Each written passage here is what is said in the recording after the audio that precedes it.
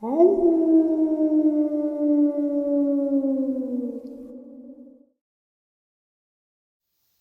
greetings and salutations, everyone. I hope everyone is doing well, and welcome to today's bonus. Before we jump into it, a couple links. As many of you know, I rely on Patreon, PayPal, channel membership, and the merch to help the channel to continue to grow and go. Links to Patreon, PayPal, and channel membership is in the description below. Merch is displayed directly under the video. Also, Dogman, Frightening Encounters, Volume 1 through 3, the audiobook versions. They were written and researched by Tom Lyons, narrated and produced by me, Jeff Nadolny. Those audiobooks are available on Audible, Amazon, and iTunes, links to which are also in the description as well. And finally, last but definitely not least, if you'd really like to help support the channel to continue to grow and go, simply subscribe. It does not cost a cent. Click the like button. It takes half a second. If you don't want to miss out on any of the informative uploads that I put out daily, click that bell icon, and folks, please leave a comment. Why? Well, because all of these things really do help this channel to continue to grow and go. They are appreciated and they do matter. Now, everyone, I have taken far too much of your time. Let's jump into today's bonus, shall we? Today's first encounter is from a subscriber. I had narrated her experience, one of her experiences a while ago, about 2 weeks ago. I'm actually going to be interviewing her in the next day or two, and right now I have another one of her terrifying experiences. Jeff, I want to share one of my most recent experiences with you and your listeners. I live at the back side of a 6,550 acre state park. My property goes back into the woods and butts up against it. I can see the dam from the lake from my backyard. The lake is, I'd say, 3,360 acres, and at this time of the year, late December, the park is a ghost town. There are a few die-hard hikers and a few people walking their dogs on the road and trails, but mostly, the park is empty of any activity. Now, I'm a Bigfoot researcher, and I had a strong feeling about an area in one of the empty picnic areas. I'd caught an occasional eye shine there, but that was no deer, as their eyes here glow in orange, and were too scattered to be a raccoon or any other small critter. I decided to try and draw out whatever was back there. I have a very bright headlamp that has a red strobe feature on it, so I thought this might just pique their curiosity. So one evening at around 11 p.m., I drove to the area, turned off the lights as well as my car engine, and proceeded to red strobe the woods. I would switch from strobe to spotlight and back again to see if anything was looking. About the fourth time, I switched to the spotlight. In a very small valley-like area, I couldn't believe what I was seeing. There were at least 14 pair of eyes looking my way. Some were very high, some about mid-tree, and a few very low to the ground. The two higher groups would move periodically behind what I assumed was a tree, then peer out again. The lower ones just stayed where they were, blinking occasionally. I suddenly felt fear that I cannot explain come over me. This was all going to my left, but to my right and behind me were mere woods. I suddenly felt very exposed. I decided the smartest thing to do was leave, and that's what I did. Now, I couldn't just let this go, so the next night I went back to the area. I strobed and spotlighted, but saw no eye shine in the place where I had previously seen it. But to my left, a little ways, were two large red circles glowing. I focused my light on them, but they stayed consistent, no blinking, no moving. I figured it had to be something the park had placed there, a grill or a trash can that had red reflectors on it. But why hadn't I seen it previously? I watched these red reflecting things intently when all of a sudden they went out, and after a second shone again. Eyes. I was absolutely certain they were eyes, but they were so large, and the distance between them was wide. I watched them. They didn't blink again, just stared at me. Now my headlamp light is not incredibly bright, so I was unable to make out the figure. as these eyes were approximately 150 feet away. As I sat there looking at them, a hard feeling or thought came into my mind that I needed to go, and it shocked me, as I had heard nothing but total silence. But it could not be ignored. I'm not suicidal, so I went. As I drove around the circle of the parking lot, I kept my light fixed on them. They never moved. The next day I decided that this was something to be investigated further, so I went during the day into those woods and found a lot of tree talk. For anyone who is unfamiliar with that term, it's what they assemble out of trees, branches, and sticks. They are all wound together and held together in an amazing complex structure. Okay, now I'm really sure that what I've been seeing was not a normal animal eye shine. I started to think there must be a community of Bigfoot or something, some cryptid, back in these woods. And by red strobing the trees, I had gotten them all wound up. I figured the red-eyed thing was not happy about it, but this was way too close to what I look for to let it be. It's what I had hoped would happen after all. So that night I went back. This time I brought a very powerful flashlight with me. I parked my car, rolled down my window, and proceeded to scan the tree line. Nothing at first, then suddenly I spotted two very large, very deep red eyes behind a big tree. These were larger and more red than the previous ones. They were also a lot further apart. I kept my light on them and watched in amazement as they moved from one side of the tree to the next. They soon started to come further out from the trees and seemed to move forward before going back to looking at me from side to side of the tree. I could feel intense anger and frustration coming from whatever it was. In my light of my flashlight, although I couldn't see it clearly, I could see a huge bulk of something. When it moved out and forward, it appeared that its shoulders, massive, it was about 6 feet up the height of the tree it was behind, but when it would come out and rush forward, it looked much, much taller. I sensed that it was extremely angry with me for causing such pandemonium in its group. I felt strongly that it wanted to rush me, but it did not because of whatever consequences that might cause. But I swear to you all that I felt its anger. I decided I had caused enough grief to these creatures, so I slowly pulled away, and I left the picnic area, keeping my flashlight on it the entire time just in case. I've let them go about their business. I have not gone back there at night anymore, but I have gone into those woods during the day, only from a different point. Once, when I was in a ways, I heard to my left about a half a second of samurai chatter.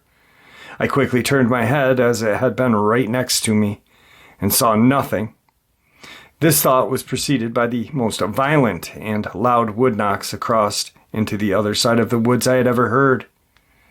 It has been quite the adventure. I've had Bigfoot experiences going back years, but this is the one that frightened me the most. Recently, on the lake, my friend and I witnessed a family of water creatures one night. They kept moving and watching us. Also, as I was watching 4 deer in my backyard, something came out like a bullet of the woods and took off after the largest doe. It could have only been a Dogman, as it was so fast it was a blur, and it seemed to pull itself along by its front legs, arms, I don't know. It was so fast that the other 3 deer watched her take off and run, but they never ran, they just stood there, like they were wondering what had scared her. But all of these experiences are for another day. I love your show. Thank you for allowing me to share this with you. Stay aware and stay safe. Now, like I just said at the beginning of that, I am going to be interviewing her later on tonight, and that will be uploaded for Monday morning.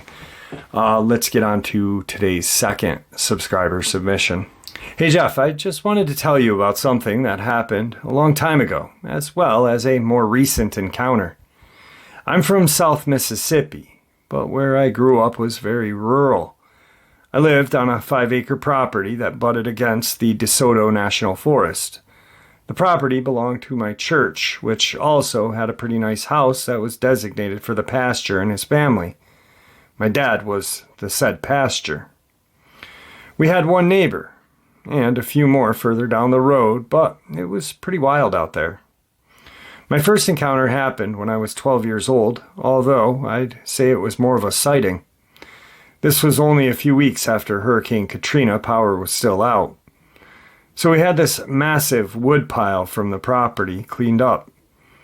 I'm talking full-size pine trees to smaller brush and everything in between that stacked up about 60 feet tall and about 150 feet in diameter. Everything was put by large machinery. As a kid who spent most of my time in the woods hunting small game on the property, this woodpile was perfect as a natural blind. It had multiple little caves that were just big enough to fit into, and some even tunneled around deeper into it. And yeah, looking back, this was incredibly dangerous to be playing in, as anything could have collapsed and nobody would have known the wiser where I was. I was homeschooled, by the way, so I didn't have many friends at the time. Anyway, on to the sighting. So I can't remember the day, but I know it was only a couple of weeks after Katrina, so mid-September, I'd have to guess. It was getting dark, and I was in one of those wood caves I had mentioned earlier, when I noticed what I thought was a horse walking down the path directly behind the property line. There's a path that's like a horseshoe that goes probably about 10 miles around part of the woods and passes by the back of the property, with an entry point at the corner of the property. But something seemed very wrong, and the fact nobody was accompanying it was even more off-putting. It continued on until it came across the entry point of the property, where it made its way through the open gate, and I got a full view of it. Pure, unadulterated terror filled my very being.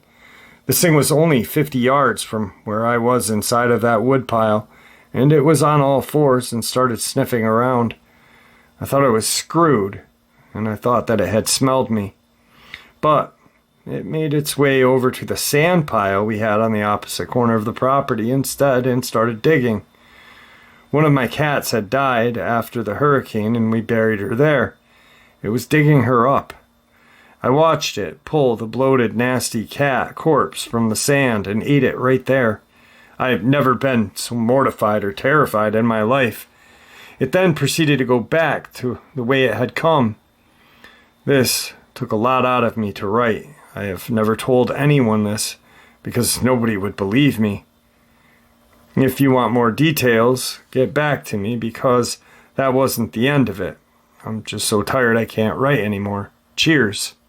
Oh, sorry, I just realized I didn't give any description, so I'll at least do that. This thing was at least 8 feet tall when it stood up.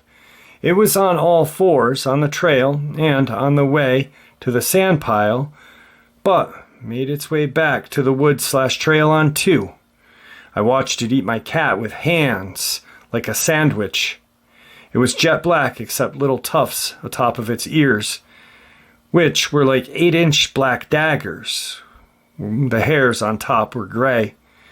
It seemed very sickly, like missing fur and mangy looking. It had a tail which seemed about 3 feet long. Part of it had fur, but it was bony looking.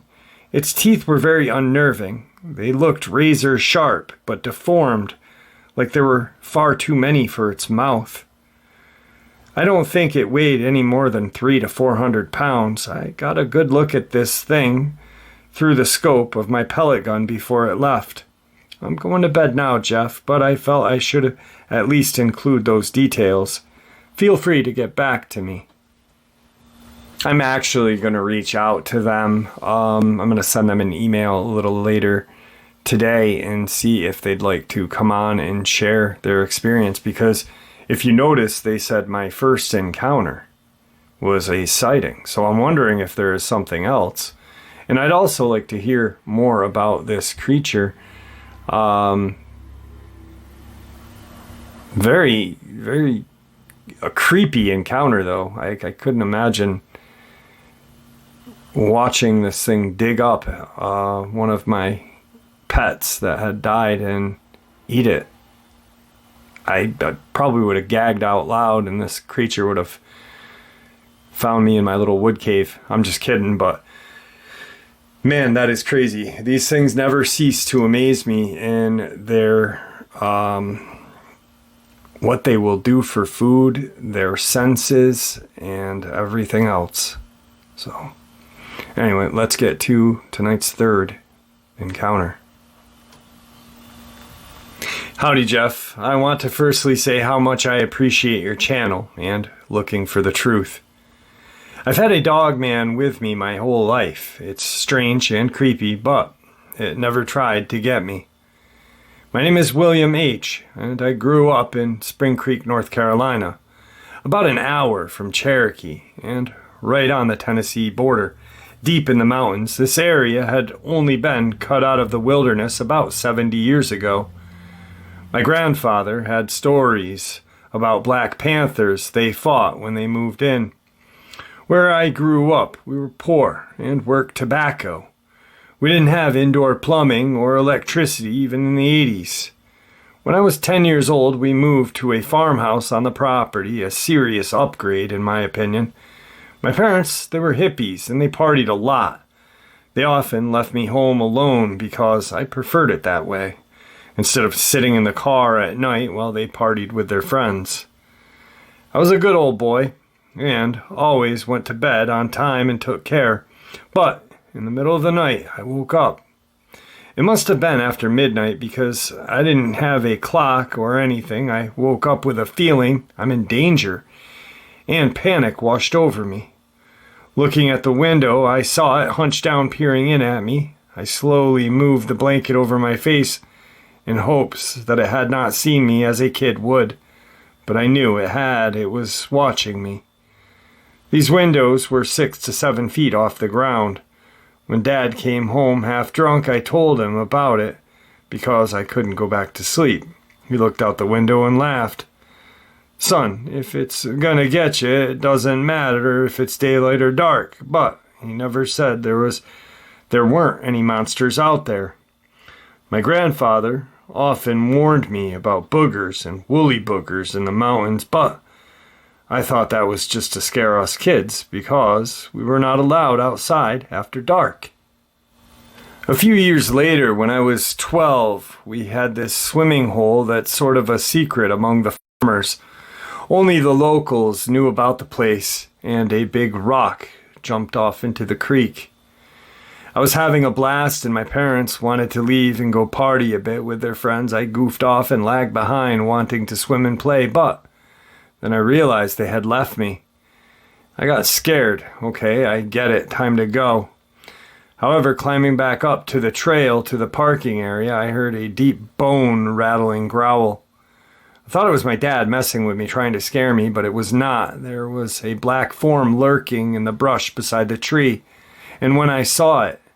It stood up, and I freaked. It was at least 8 feet tall, twice as big as me, and built like a football player. I ran as hard as I could.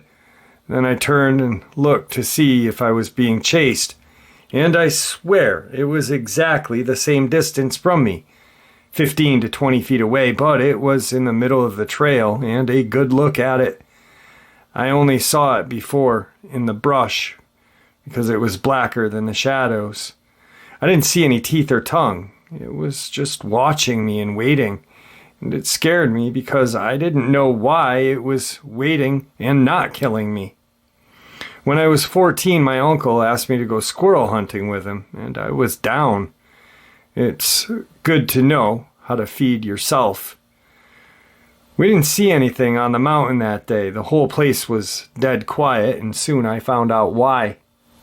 A thunderstorm was moving in, and we decided to haul off and go home. It started to get dark in the woods. And when we walked down the old logging road, we saw it, standing in the middle of the path looking at us. My uncle dropped his flashlight and shotgun, and I thought he just got us killed because I only had a .22 long rifle, and I was not about to shoot at this thing and make it mad. He refuses to speak of it to this day. It shook him that bad. But weird thing is, I saw golden eyes. He saw red eyes. My father used to tease his brother a lot. Old Red Eyes is watching you. And my uncle hated that, so he never spoke of it. Seems like it came to check on me every couple of years. And I know it's the same one. It's never aggressive or threatening towards me. But it's followed me a lot. I left home to work all over the South, building steakhouses and such. When I came back home after my father had passed and moved in, I saw him again. I was leaving offerings at a stone on the mountain, such as shiny stones and sometimes dried meat. It's always gone. Last month I was feeding the chickens and saw it on the hillside across the creek, far away. Came out and sat down for like 10 minutes to watch me. Then it went back to the woods. I also found 3 walnuts on my porch. The nearest walnut tree is 2 miles away. There's more to the story, but I summarized it and wrapped it up fast. I would not mind talking with you or sharing. I'm too old to care about other people thinking I'm crazy. Well, William H., I am definitely going to be calling you this week and seeing if you'd like to come on. This is another very terrifying experience. Wow. Thank you for sharing that with us. Before we jump into the next subscriber submitted story, I just want to let you guys know that I get your emails. The only reason why I'm saying this is because the first sentence in this. What I do is when I go through my emails daily, I usually wake up to about 120 emails from the time I go to bed at like 3 in the morning till whenever I get up would be like 9:30, 10 o'clock. And then I start working immediately with a cup of coffee. I go through my emails, and any junk email I just delete. And if it's subscriber submitted experiences, what I do is I put them in the star box. And then I go back after a couple of weeks. I do this by myself, you know. I'm running the channel by myself. I'm doing the research by myself. I'm doing the live streams by myself. There's no excuse I should get to you guys a little quicker, but I just don't have enough time in the day to do everything that I really want to do, you know. On top of homeschooling my youngest daughter, who's 15, and being her dad, only parent in the house, is quite taxing. So I appreciate you guys submitting your experiences to me, and I do appreciate you guys being patient with me, because I do appreciate them and I will get to them. So I just wanted to clear the air on that. Let's get into tonight's final subscriber submitted experience. Hey Jeff, this is the second email I had sent you, but I understand that you're busy. I figured that I would just go ahead and send you the first encounter I had with what I believe to be a dogman. Although it was late and dark, and I was unable to see much, I felt that it was either a dogman or a Bigfoot, since both are numerous in the area. I'm leaning towards dogman because some of the things my family talked about in the area involving them. It happened about 1:30 a.m. in eastern Kentucky, Appalachia, on a sultry June night, while a friend and I were sitting on my family's porch in the eastern Kentucky mountains. To set the scene, the house sits in what we call a bottom, right next to the Elkhorn Creek in Pike County, Kentucky. The house is approximately 15 feet from the creek bank, and there's about a 15-foot drop down to the water, depending on rainfall and water depth. We were listening to music, Typo Negative, Black Number 1, amazing song and album. Typo Negative's awesome, sorry. To be exact, and we were just relaxing, listening to the night sounds. As we were sitting, smoking, we heard everything just go quiet, and then we noticed what sounded like footsteps in the distance running up the creek. I mean running up the creek, on big, jagged, slippery shell rocks that even an Olympian couldn't balance on, much less run across. Believe me, I know. I've had the hysterical pleasure of witnessing a few try unsuccessfully to prove their athletic prowess on these rocks. As we continued to listen, we thought that at first it had to be a man running. We could clearly hear 2 feet splashing through the water running freight train fast. As it got nearer to the house and the large back area of the yard, whatever it was suddenly tore straight up that 15-foot bank and, without missing a single beat, tore down the trees, shrubs, and everything in its path. It was pretty terrifying at that point because clearly this was no man. As the steps drew closer, I looked up just in time to see my friend, the brave soul of a man he was, standing in the closed doorway with eyes the size of juicy cantaloupes, staring at me in terror.